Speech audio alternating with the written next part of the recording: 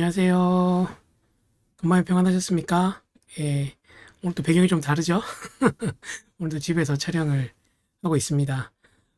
살다 보면 나에게 너무 당연하고 익숙해지는 것들이 참 많이 있거든요. 그러니까 다른 사람한테는 안 그런데 내 삶에서 어떤 것들이 당연해지는 것들이 있는데 이게 지금 저희 집이니까 저희 가정에서는 좀 나름대로 가사가 분담되어 있습니다. 저희 집사람은 이제 요리를 하고, 그러니까 식사는 집사람이 준비하고, 그리고 뭐 집에 있는 쓰레기 버리는 거, 뭐 분리수거부터 해서 음식물 쓰레기 버리는 거는 제 담당이거든요. 그렇게 뭔가 정해지고 나면, 익숙해지고 나면, 뭐 와이프가 음식을 할 때 막 엄청 고맙다거나, 또 제가 뭐 쓰레기를 버린다고 해서 와이프가 저한테 막 엄청 감동한다거나, 사실 그런 일은 잘 없습니다. 물론 뭐 와이프가 엄청 맛있는 특별한 요리를 해줄 때는 또 감사하기도 하지만 대부분 그렇게 뭐 정해지고 나면 그냥 당연한 거니까 원래 그런 거니까 익숙해지고 나면 별 감사함이 없죠. 이제 우리가 이제 신앙생활 하다 보면 이제 그런 것들 생기거든요. 그러니까 예를 들어 뭐 주일에 교회 가는 거라든지, 뭐 교인이 되고 나면 섬기는 거라든지, 아니면 뭐 헌금 생활을 한다. 뭐 이런 것들, 뭐 어떻게 보면 우리 일상에서 굉장히 당연한 것이 되고, 처음 그게 습관이 될 때까지는 무섭지만, 되고 나면 그냥 자연스럽게 이어지는 거죠. 그래서 뭐 이게 특별한 것도 아니고, 뭐 고마운 것도 아니고, 그렇게 되는 경우가 많이 있습니다. 근데 이제 신앙생활 하다 보면, 우리가 하는 신앙의 고백에 있어서도 뭔가가 당연하게 되는 거죠. 뭐 하나님 천지를 창조하셨다. 우리가 죄인이다. 그리고 하나님 우리를 사랑하시고 우리를 향한 계획을 가져 계시고 어, 아들을 주셨고 예수님께서 십자가에 달려 죽으시고 부활하셔서 우리가 그걸 믿으면 구원 얻는다. 뭐 이런 진리들이 굉장히 당연해지는 거죠. 그래서 되게 익숙해지기 때문에 그게 막 특별히 막 어떤 계기가 있을 때가 아니면 많이 고맙거나 이렇게 한 경우도 사실은 잘 없습니다. 근데 제가 최근에 이제 저희 교회에는 이제 워낙 새신자들이 많으니까 이 교회를 처음 이제 신앙생활 하는 지체들, 뭐 교인 자체 많이 안 되지만 한 28% 정도가 저희가 이제 통계를 내보니까 28% 정도가 저희 교회에서 처음 신앙생활 하는 지체들이 있거든요. 그래서 이제 이 책으로 보여드리자면 김영국 목사님이 쓰신 풍성한 삶의 초대라는 책으로 새신자반 공부를 시작해요. 여기 보면 이제 뭐 죄에 대한 얘기나 아주 신앙의 기본적인 얘기들 하는데 이 공부를 하다가 보면 이제 목사가 마음 좀 불편할 때가 있는 거죠.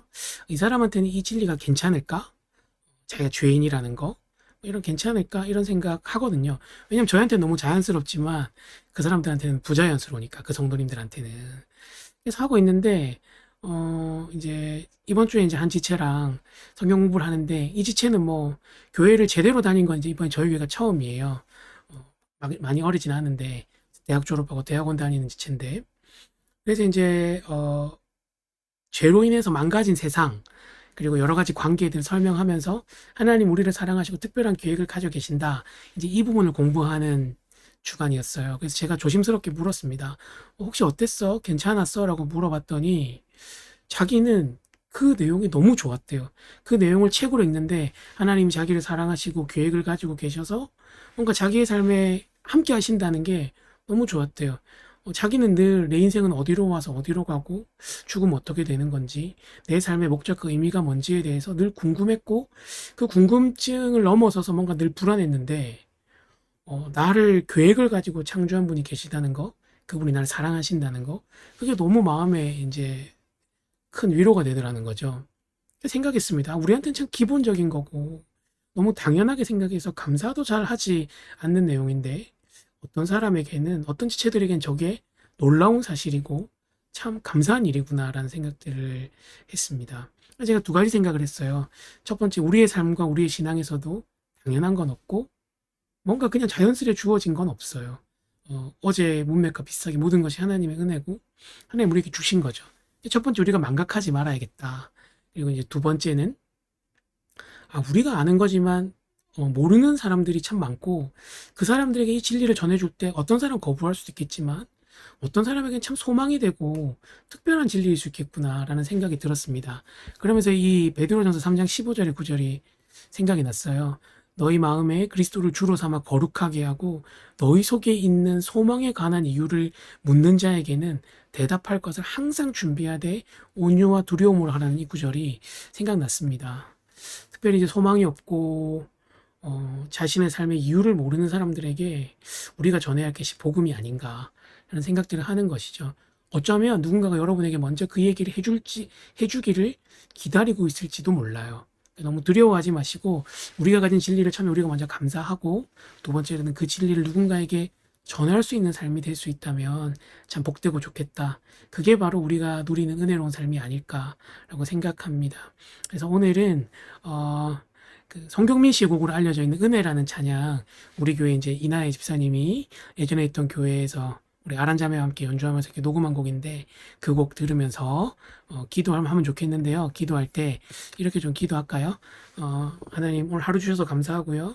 우리에게 주신 것들 감사하게 하시고 이 귀한 복음 누군가에게 전하는 삶 될 수 있도록 도와달라고 그렇게 같이 한번 기도했으면 좋겠습니다. 기도하겠습니다.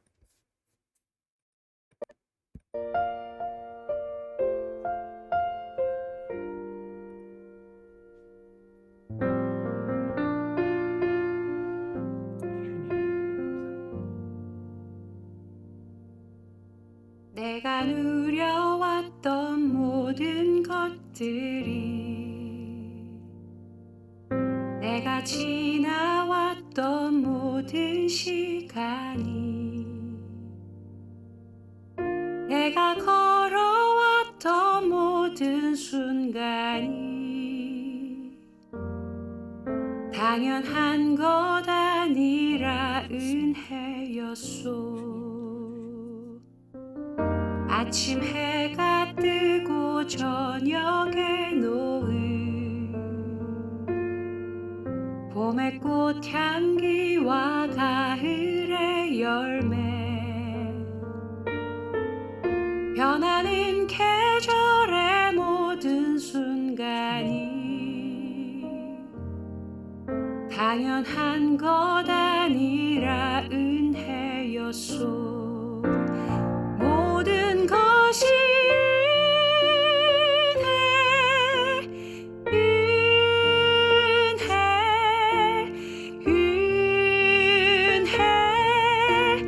한없는 은혜 내 삶에 당연한 건 하나도 없었던 것을 모든 것이 은혜였소.